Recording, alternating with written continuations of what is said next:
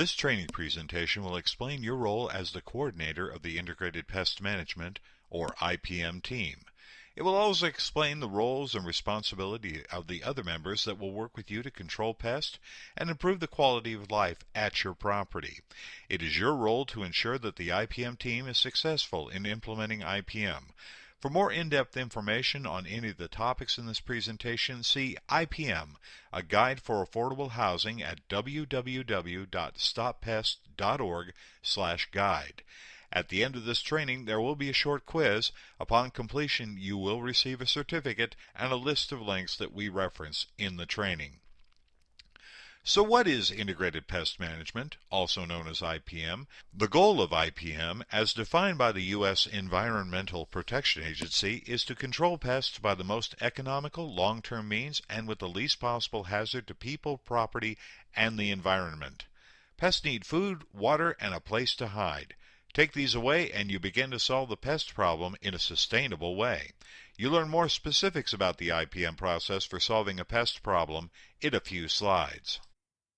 Do you have asthma that is exacerbated by exposure to pests at work? Do you hate working in infested homes?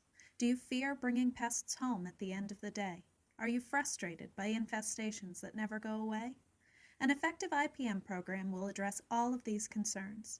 As the IPM coordinator, you have the chance to ensure that no one has to live or work with pests. Solving pest problems will have a positive impact on your community. Insects, rodents, and other pests can cause serious problems. Mice drip urine and leave their dander wherever they go. Children growing up in an infested environment can develop allergies from constant exposure to the allergens produced by the pests. They can bite. Bed bugs bite us to get food, as do mosquitoes.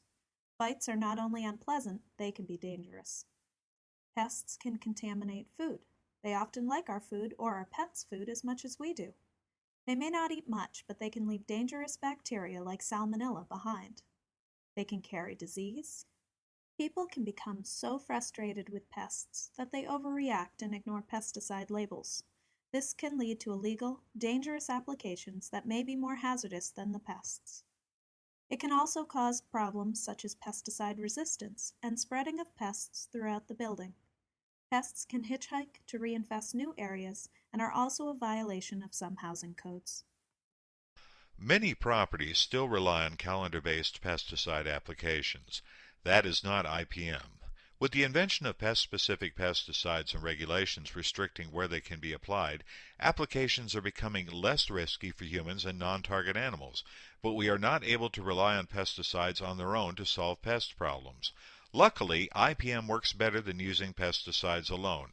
An IPM program relies on routine inspection and monitoring to stay on top of pest problems and focus efforts where infestations exist. IPM is a multi-strategy approach to pest control that reduces reliance on pesticides. IPM is the pest control industry standard. Pesticides aren't always an option. Sometimes our reaction to the pesticides can be worse than our reaction to the pest.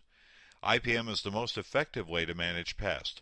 There is a certain amount of investment that must be made up front, but then there will be a payback. Yes, that initial investment does mean more work. You will need to develop new procedures around pest control and bring everybody up to speed. You, as the IPM coordinator, will need to keep everyone motivated through this first phase.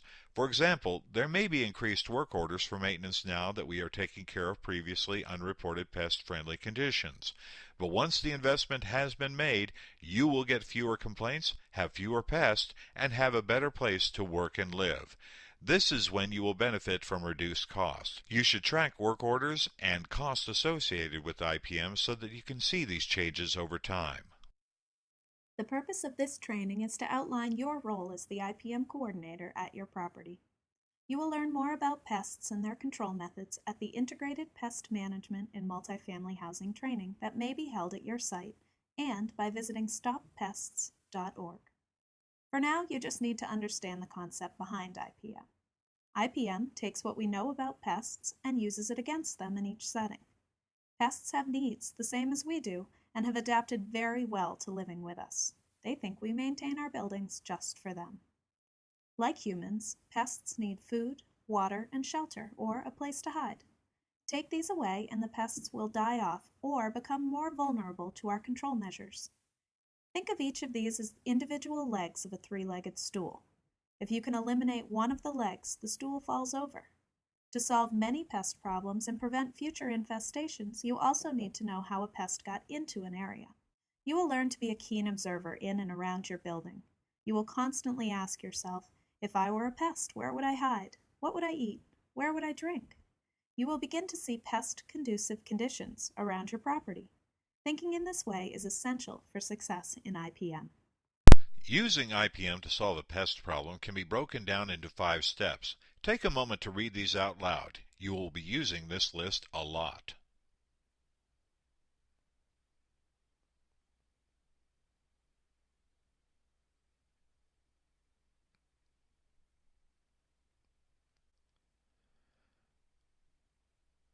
First, inspect and monitor the building for pests. Thoroughly inspect and monitor all areas of the building for insect activity. At a minimum, the person inspecting must have a bright flashlight to look into the nooks and crannies where pests like to hide. Monitoring, even if no pests are present, is essential to IPM. Monitoring devices help us detect infestations at the lowest levels so that we can take action before the problem grows or spreads. There are different types of monitors for each pest. Consult with your pest management professional, or PMP, to determine which monitors make sense for you. In each dwelling unit, pay particular attention to areas that might provide pests with food, water, or shelter. Look at monitoring devices to determine the extent of the problem and circumstances that might influence control efforts. No pest or prevention recommendations? No action is needed. Just record that there were no pests, make sure the monitors are working, and you're done. Ideally, an IPM program consists of just this: inspecting and looking at monitors on a routine basis to confirm that no pests are present. A few hints on monitoring. It is a tough sell because it seems like you are spending time and money on a problem that isn't present. In a sense, this is true, but remember that monitors are not control tools. They are your early warning detectors, like having a smoke detector in a home. Monitors let you know when and where to take action in your building. In addition, monitoring records that show that no infestation was present can be invaluable if a dispute arises over pest control. The more monitors you have out, the more detailed your records will be. For example, if you have one sticky trap monitor under the sink that catches a few cockroaches, then you know you have some cockroaches in the kitchen. If you have sticky trap monitors placed under the sink, behind the refrigerator, in the bathroom, and in each of the bedrooms, you can determine where the cockroaches are and are not in the home, and focus your efforts where the infestations exist. Talk to your PMP about the types of monitors available and how to properly place and maintain each of the ones you choose. Most monitors are non-toxic, so staff and residents can place and maintain them. The second step is identification. This step is essential because any control measures will target the specific pests. You may be surprised to learn how many pests try to live with us and how different each is in terms of its preference for food and shelter. Your PMP may offer training on basic identification so that housing staff can do some of the identifications in-house. At the very least, purchase a pocket guide, such as the Inspector's Field Guide for Pest Identification by Mel Poplar Sr., or the Pest Identification Guide for Pests in and Around Buildings from the LSU Ag Center. If you need help with an ID, preserve the insect in a freezer or in rubbing alcohol and have your PMP or a local diagnostic lab identify it. Continue to inspect and monitor until you are positive of the pest's presence. You don't want to apply pesticides to solve a problem that isn't there. Because of old evidence and a number of other factors, we get a lot of false alarms in pest control. We recommend having specific codes for each type of pest in your work order system so that records can be easily gathered to see patterns and trends. Now that you know your pest and have monitoring and inspection information, decide the scale of the response based on the level of infestation. Finding one cockroach will justify a fairly low-level response. If all the sticky traps fill up with cockroaches in one night, there will need to be an intense response. As you become more of an expert on the pest and the control options, you will be able to take more of the IPM process in-house. An experienced IPM coordinator and her crew may decide to take monitoring, the majority of identifications, and the initial non-chemical control actions in-house, only involving a PMP for pesticide pesticide applications and intensive treatments. Once you have the expertise, you can look at your manpower and budget and decide what to take on. At the beginning of your program, involve a professional to determine the scale of response, if not before. IPM in agricultural settings call this step the action threshold. The action threshold is the maximum pest population that can be tolerated at a particular time and place without harming people, property, and the environment. You and your PMP may want to set action thresholds for pests that are found on your property to define how many pests make up a high, medium, and low level of infestation, and what level of action will be taken for each. This planning ahead helps manage expectations and makes for an efficient response. The fourth step in IPM is to take action. The type of pest, level of infestation, and setting will determine what control methods to use. The beauty of IPM is that we have lots of options to integrate together into a solution that works. To eliminate an infestation and prevent another one, use 2 or more control methods that work together. There are many control tools in IPM. They fall into 4 main categories.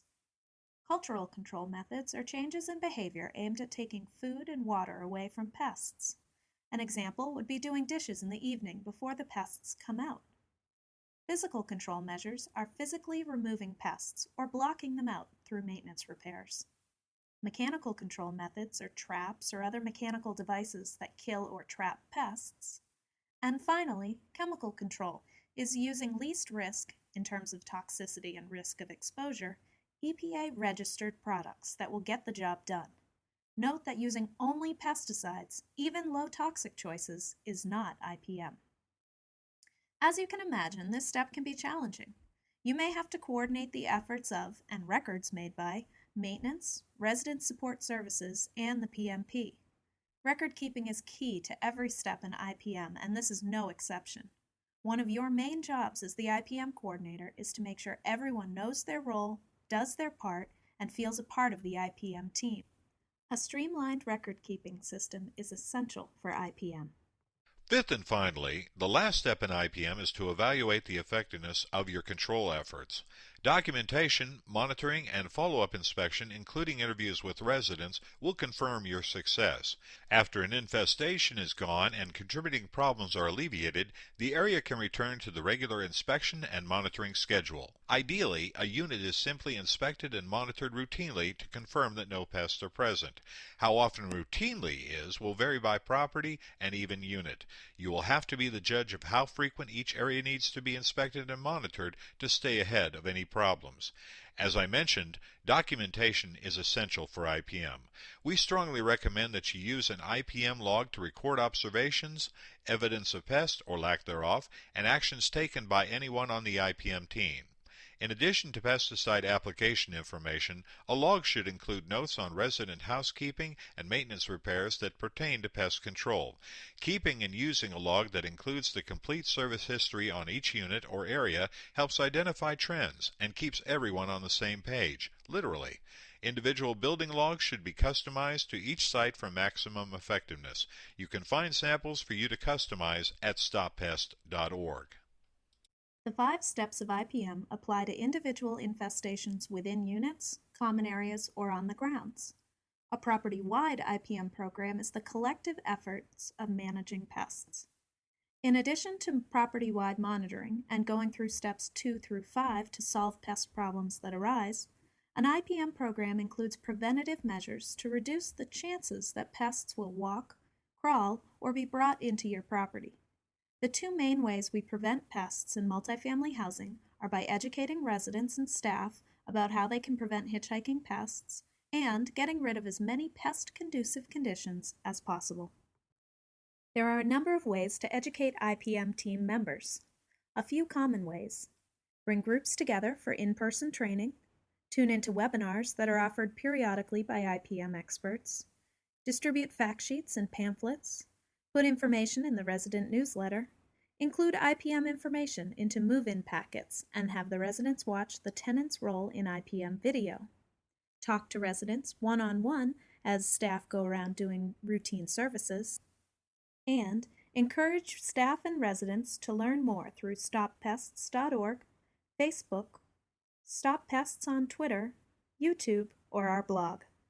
Through social media, the Stop Pests and Housing program shares new resources and training opportunities as they become available. Pest-conducive conditions are areas where pests could thrive because there is food, water, shelter, or a way in. IPM team members should report pest-conducive conditions, and you should make sure that they are addressed by the appropriate party. To make the startup process more manageable, you will begin your IPM program at a pilot site. Once you have shown that IPM can work, you will begin IPM programs at other sites. Eventually, we hope you will have no high-level infestations and have a system in place property-wide that detects pests before they have a chance to grow and spread. Although you can use IPM to get rid of any individual infestation without getting many people involved, you will need participation from almost everyone at the property to most efficiently manage pests property-wide. This is where the IPM team comes in. Everyone has an important role to play. A well-planned IPM program doesn't add much work to any one person. Everyone understands their impact on pest or pest-conducive conditions and does their part. Although reporting procedures will likely change, the skills IPM team members need to do their part won't. Everyone will work smarter, not harder. You head up the IPM program as the IPM coordinator. The role of the IPM coordinator often goes to the property manager because he or she already has the responsibility of allocating time and resources at the site. It may be too much for a property manager to take on since he or she already has so many responsibilities. A separate IPM coordinator position that works closely with the property manager may be best.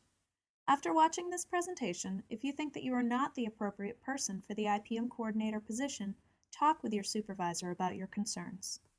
While the property manager will still be ultimately responsible for IPM, the IPM coordinator will ensure the proper implementation of the details of the program, such as overseeing the PMP, making sure maintenance and the PMP are on the same page in terms of addressing infestations and pest-conducive conditions, and coordinating resident support where it is needed. HUD's IPM guidelines, PIH 2011-22, provide a comprehensive overview of what an IPM program should look like.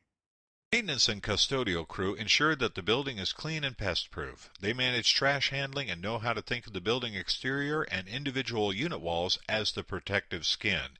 Any gap or hole is a spot where pests can get in. Door sweeps, screens, and sealing any holes around conduits and other utility penetrations are routine maintenance items that have a huge impact on pest control. Maintenance staff members are also part of the eyes and ears of the IPM program, reporting pest infestation or resident concerns they encounter during the normal execution of their jobs.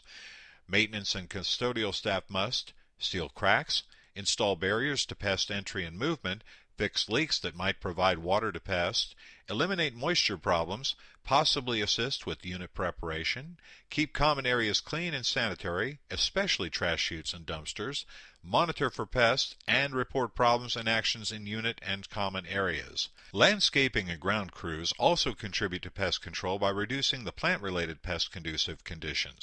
Note that pesticide applications, even outdoors for something small like a wasp nest, probably requires a pesticide applicator's license. Grounds crews assist in pest control when they monitor for pests, especially rats, report any pest sightings or pest-conducive conditions, minimize pesticide use and use low-impact materials, select plantings that do not provide cover to rodents and resist pests naturally, plant and maintain plants so they never touch a building, and maintain plants in a way that reduces pest and need for pesticides or fertilizer. Residents control what they bring into the building and the pest-conducive conditions within their homes. They can provide important information that can assist everyone in finding pest infestations and evaluating the effectiveness of the program. They should be involved in the IPM program through resident representation at meetings and during IPM program planning. Ideally, residents understand that they are responsible for what is in their unit. They shouldn't place blame on neighbors, building staff, or contractors. Likewise, they won't be blamed for an infestation. Pests are very good at living with humans, and there is a difference between people clean and pest clean. Helping residents understand this makes pests a little less embarrassing. Make it clear that housing is committed to providing a pest-free building for everyone. The more residents cooperate, the faster this goal will be met and maintained. The residents' roles in IPM are to Notify management of disabilities or any time assistance is needed to participate in an IPM program. Give the PMP access to their unit. Prepare their unit for the PMP's visit according to instructions. Follow the lease regarding housekeeping, sanitation, trash removal and storage. Report the presence of pests, leaks, and mold. Monitor the unit for pest problems.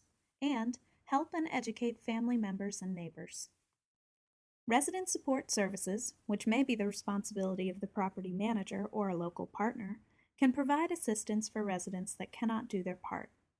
This may include housekeeping and organization so that the PMP can move around the unit to inspect and treat if necessary.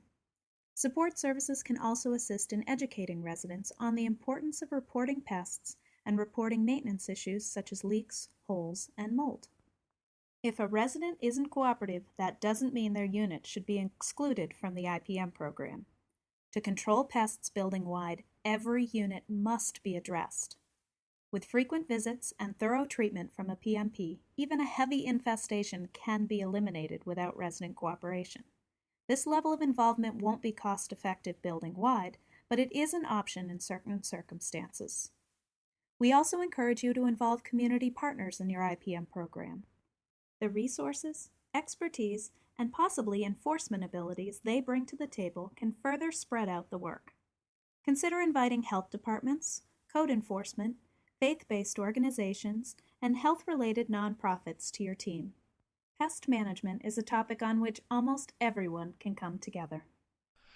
The PMP will act as a consultant, trainer, pesticide applicator, and may be responsible for non-chemical control measures that housing chooses to contract out, such as trapping and vacuuming. Whether you have a contracting company or an in-house pest control crew, there are resources available at StopPests.org that can help select and manage a PMP.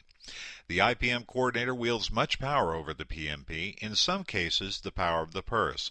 The IPM coordinator must establish a relationship that engenders good service. We strongly recommend that housing dedicates a staff member to accompany the PMP at each service. This helps ensure unit access, streamlines communications between maintenance and the PMP, is an invaluable educational opportunity for housing staff, and serves as a quality control. The PMP will notify the PHA of upcoming visits, communicate with staff and residents, including training if needed, inspect and monitor for pests, identify pests, recommend pest-proofing strategies, apply effective and compatible pesticides, document everything, observations, pesticide usage, and suggestions, continue to service infested units at least monthly until the infestation is gone, and follow up quickly when needed. The result of the team approach you will coordinate is an inspection and monitoring system that finds pests, a reporting system that identifies areas for improvement, units that are prepared to receive effective treatment, communication that empowers all, fewer pests, and a healthier environment. Thank you for your time. We hope this presentation has helped you understand your role as the IPM coordinator at your site. Please answer the following questions to receive your training completion certificate. With this, you will also receive a list of links to Stop Pests resources that we mentioned throughout this presentation. Good luck with your IPM program.